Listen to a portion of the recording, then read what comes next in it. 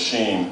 But there was already a Dr. Doom comic book, and Bill and Ted's Excellent Adventure, the movie, was popular at this time. So that's why Greg came up with the Dr. Doom theme.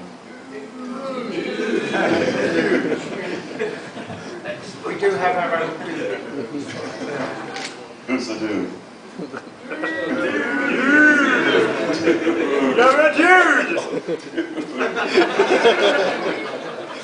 Okay, Demolition Man. Send a maniac to catch a maniac. I enjoyed doing this game because I tried to make it as much like the movies I could and make it like a battle and a war, because there's so many weapons and guns in the game. That's why I came up with these gun handles to sort of try to make the player feel like he was like controlling weapons too. Okay, Gary. Can you say a little about the alternate sound tapes? I wasn't at the recording sessions, but I heard the raw tapes, and it was like, I don't really know what's in it. I think Stallone swore some, but Wesley Snipes was like, he was really bored with the whole thing, and he did a lot of swearing.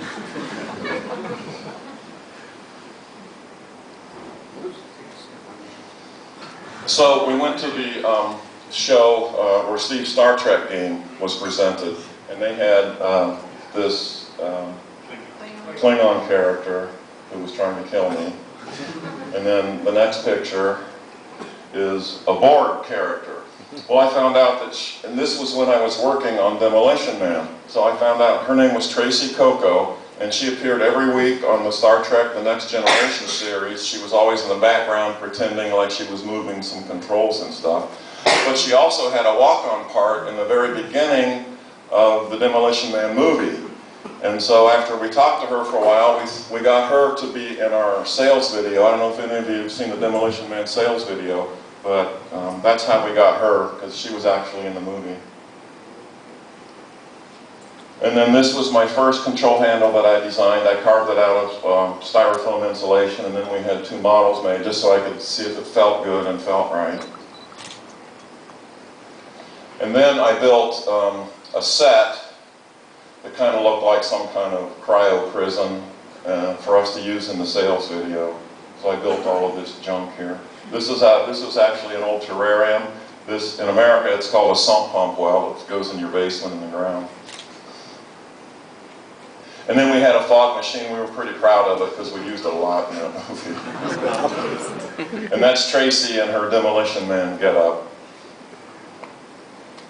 And this was about 2 o'clock in the morning after like 3 or 4 days of shooting the sales video. She was happy it was finally finished, and here we are at the trade show. And then, so we had her at the trade show, and this guy is a contractor in Chicago, and he made a living as a Sylvester Stallone lookalike.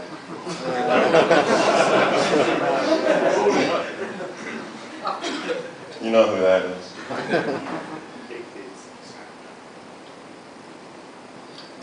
This is interesting how I discovered this drawing again, because of course the companies keep all of our drawings. This was hand drawn on vellum. And I can't believe we used to do this stuff and draw every little, it's kind of a rough picture, but drew every little thing by hand.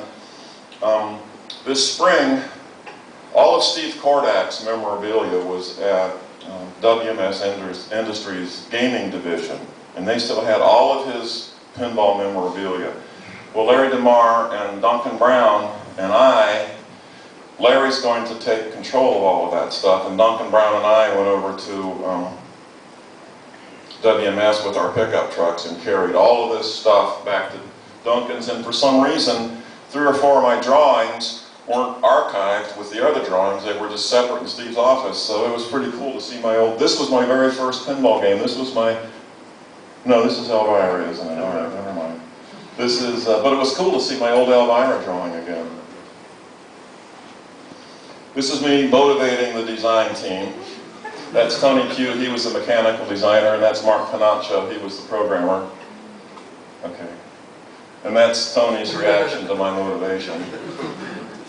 This is Greg. Greg working on the artwork, but you can see he's got the paintbrush stuck up his nose there. Because he was working late hours trying to get that done. But that's the actual painting on his table right there. It's not finished yet. And I was sitting in Greg's office flipping through a comic book, and I found this picture of this skull, and that's where I got the idea for the Skull Mountain on Elvira and the Party Monsters. And then there's the actual skull that we had sculpted. Oh, and I wanted to put red eyes in it, but they wouldn't. Our sales guys wouldn't let me put red eyes in it because they said they could never sell a game in the South because those red eyes meant the devil, and they would never be able to sell that in the South. And this is me after I had a serious dirt bike accident when I went riding with Steve Ritchie and Steve and Mark Ritchie. I hadn't ridden for years. When we went to Williams, I found out that those guys were into dirt bikes too, so I was really excited. They took me out to this place I'd never